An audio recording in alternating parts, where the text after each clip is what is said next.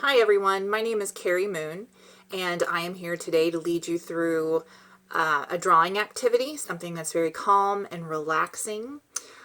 I was invited by my friend and colleague Julie Dye. We both work at Chin Elementary where I am an art teacher. I've been there for 23 years. I've been doing a lot of drawing tutorials. I've been posting online from my students through our distance learning. So Julie invited me to do this with you guys. I apologize in advance for my lack of tech savviness. I've got my phone and my laptop and not a lot of know-how to make the video really interesting. So I'm doing the best I can here. So hopefully you can bear with me, and I promise you the drawing part will look a lot better. Right now I'm showing you pictures off of my laptop and I know there's a glare. That's a little bit better. So what we're going to talk about today is drawing mandalas or rangolis. They're kind of the one and the same. This is a picture of a woman in India creating a mandala. Mandala is a Sanskrit word for circle or a discoid object. It's a geometric design that holds a great deal of symbolism for the Hindu and the Buddhist cultures. They are symmetrical. They are very detailed. They don't have to be, but they can be. And it's usually organized inside of a square. I'll show you one of those in just a moment. So that's a mandala. A rangoli is very, very similar. A rangoli is an art form. Again, it's from India, but the patterns are often created on a floor like this one is. It's not always done as a painting or a drawing. And a lot of times it's made out of rice or colored sand or flour. It's not necessarily drawn or painted. The designs are passed on from one generation to the next. And they use them a lot of times to celebrate for different sorts of traditions. So we have a peacock here. Notice the peacock is not circular. A rangoli can be asymmetrical. A rangoli can be an object or a thing, or in this case, an animal. A mandala is a rangoli, but a rangoli is not a mandala. Keep that in mind.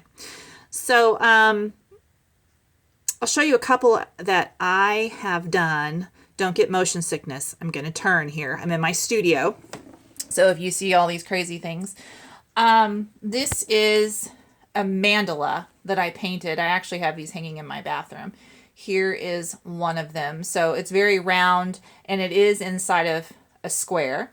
And then this one is kind of similar. So again, those are more mandala type designs.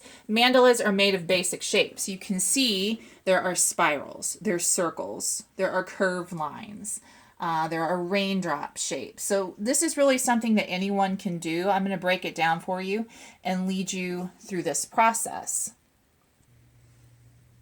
So here's an example of the mandala that I'm going to make with you today. My advice is that you find a piece of paper that is a square, that you can just cut into a square. This is just traditional drawing paper that I have at home.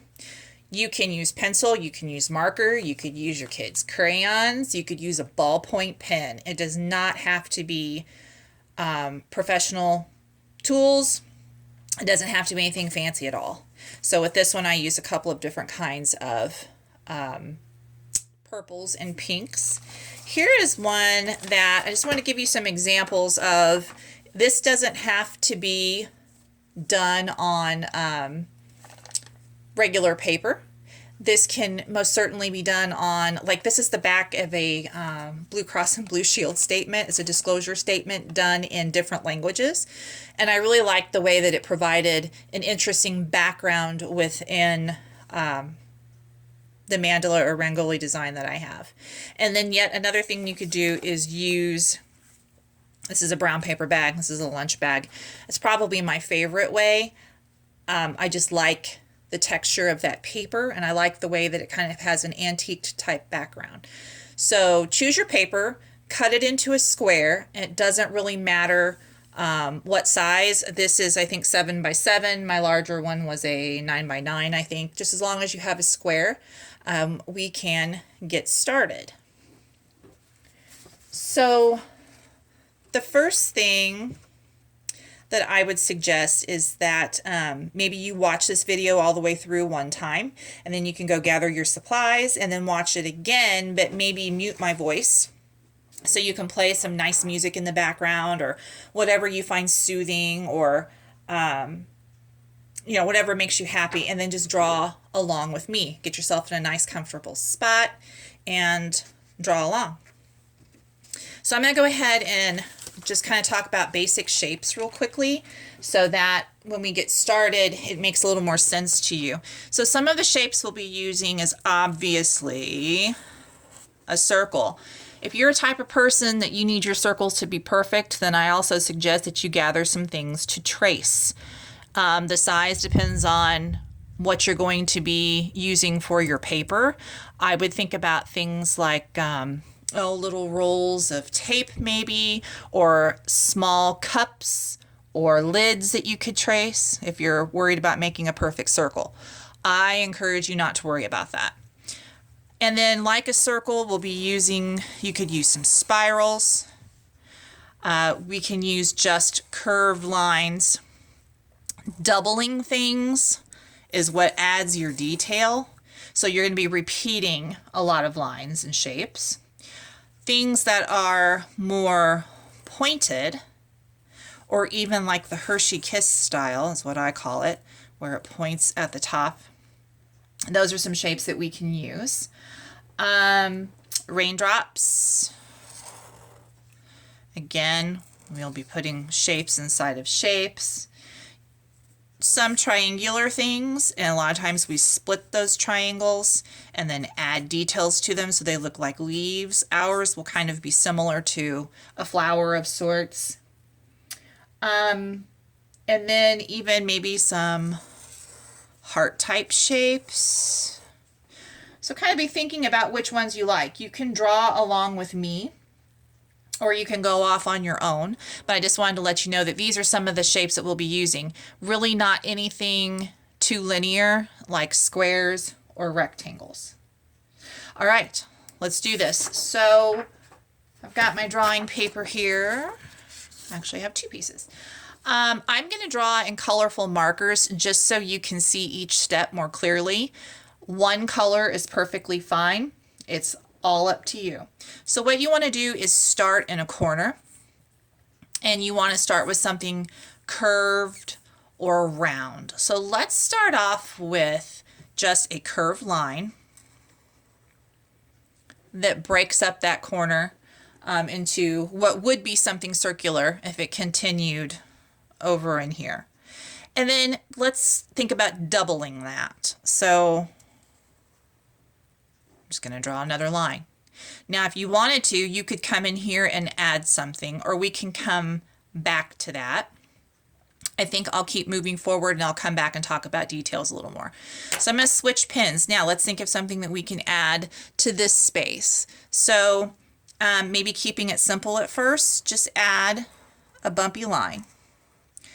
Trying to keep them as even as you can, but it's okay if they're not. Next layer. So let's think about maybe adding some of those kind of those Hershey Kiss type shapes. I'm going to kind of go in between these. Think of a leaf and just overlapping.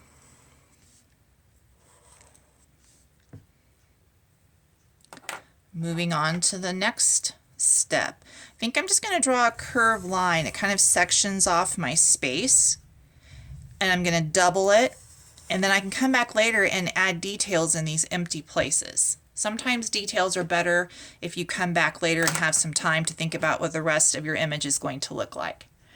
So for the next layer, I think I'm going to add something that kind of looks like a heart that lost its point, and maybe try to connect that. If you have a space in here, that's fine. I like to draw off the edge of my paper and just kind of guess where I need to be with that.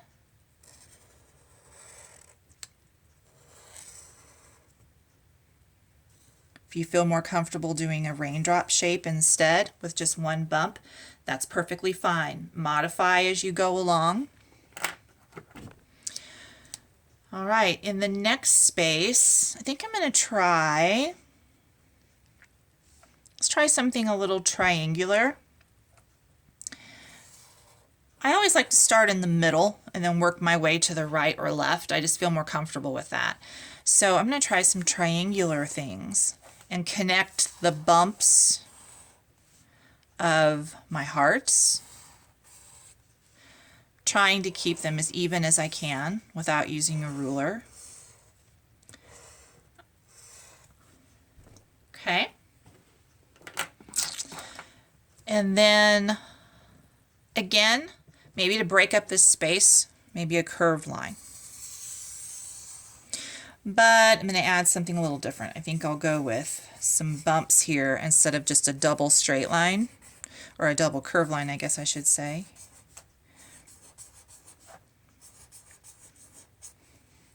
Okay, I'm going to keep working outward. I'm going to start repeating my colors here.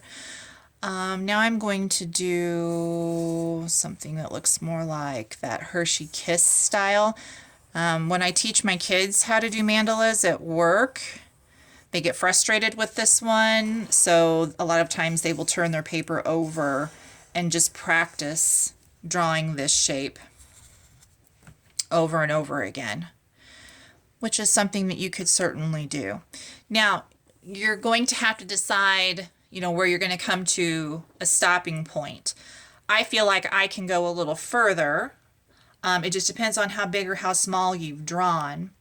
So I'm going to go just a step further with mine and connect these with a curved line.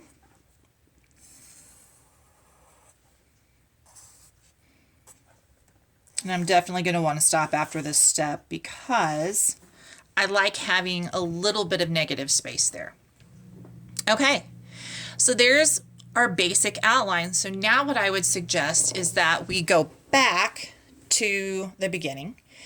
Or not necessarily the beginning, but pick a space where you want to add an extra detail. This is where the mandalas and rangolis really start to develop character and look interesting. So if I go back to the very beginning, I don't like this empty space in there.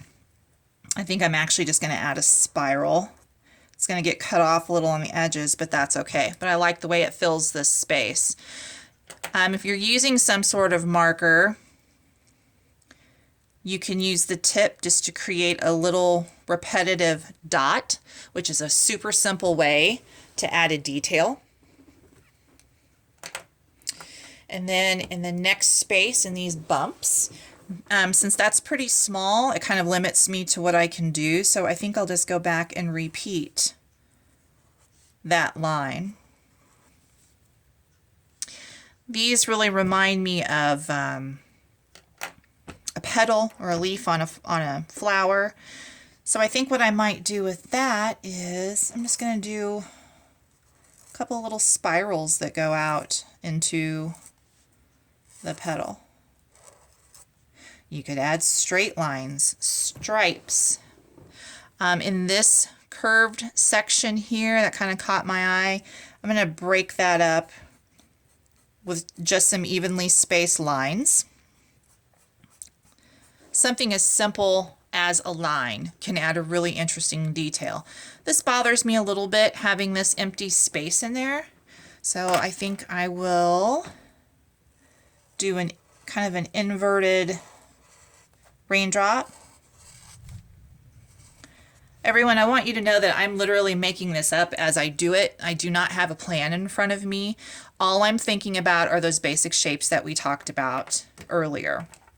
Okay, this heart is a really nice big space for me to add something in there. And I think I'm going to come down from the heart and make that raindrop shape that connects. I don't know if I can really fit anything in there for it to make sense. I think I'll leave that alone. And then, you know what? I'm just going to add some lines in here. not sure about these spaces, so I'm going to move on to the next one, and I'll come back to that when I feel more inspired. I'm going to maybe use the same color on those and divide these in half and do diagonal lines so that it looks more like a leaf. And sometimes when you are in this repetitive process, it almost becomes like a form of meditation for you. And it also gives you a quiet moment to think about what's next.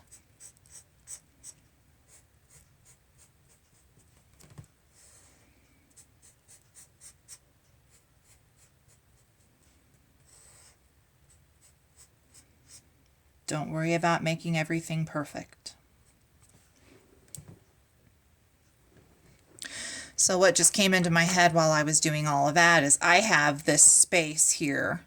You might not, but I do. So I'm just going to add a circle to the tip that touches that curved line. And then in between, I'm just going to keep it simple.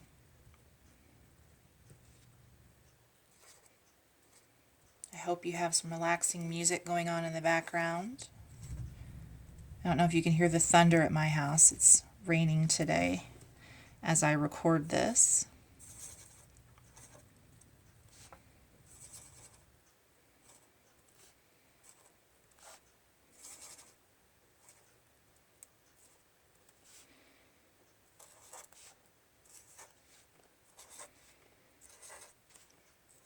Don't be afraid to color some things in if you want to.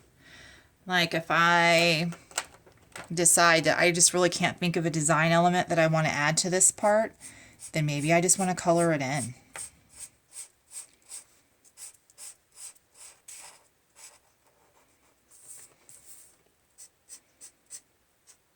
I always teach my students when you're coloring with a marker, it's best to make the stroke go in one direction.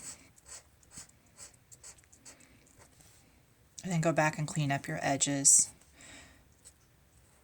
Markers really don't like to go back and forth real quickly like a crayon. Okay, so I'm out into this space now. And I have the, I think I'm going to try, I like this little element here of connecting some curved lines. So 1, 2, spacing them out so it fills that base, and then just stacking one on top.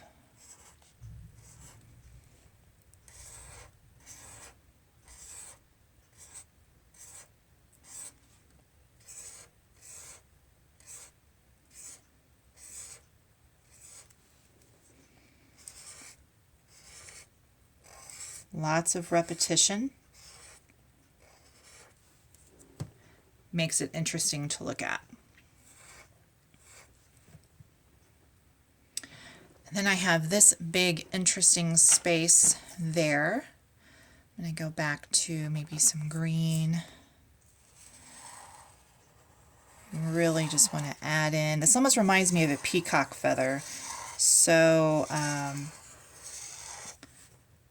think that's what I will kind of imitate here.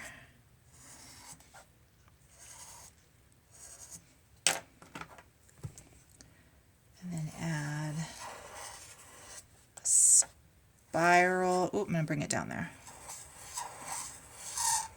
I really never know what I'm going to do until I do it. I've tried copying other people's patterns, traditional Indian patterns, and I always end up changing it. So I hope that you're changing yours too a little bit so that it doesn't look exactly like mine. But copying someone as a way of learning something new is not a bad thing. There is no shame in that. So now what I would want to do is just sit back and say, well, how do I feel about this? Do I feel like I'm done? Am I satisfied with it? Do I want to keep going? I think that I usually keep going until I just can't go anymore. But sometimes you do have to know when to stop if you're starting to run out of space. The Native Americans in Washington State, parts of Canada, they have something they call horror vacui, where they can't stand having empty space, and they fill every space in their work with something. And I think I might have that as well. I like all of my space full, but don't feel compelled that you have to do that. I feel like I want something in here, and it could just be something as simple as, maybe I'll go around here with this sort of line, kind of like a stitch. So keep playing with this and don't be afraid to restart. If you don't like something, you could color over it with a darker color.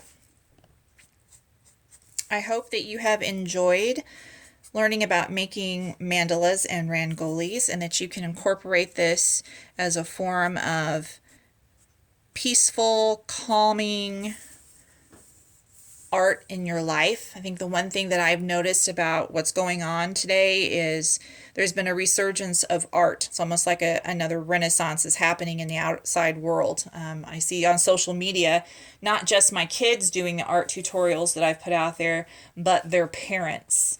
And I see people up and down my street outside with their kids creating art. So I think art is medicine. It can make us feel good, it can make us feel calm, and it's a way to express ourselves. So I hope you've enjoyed this video. You guys have a great day.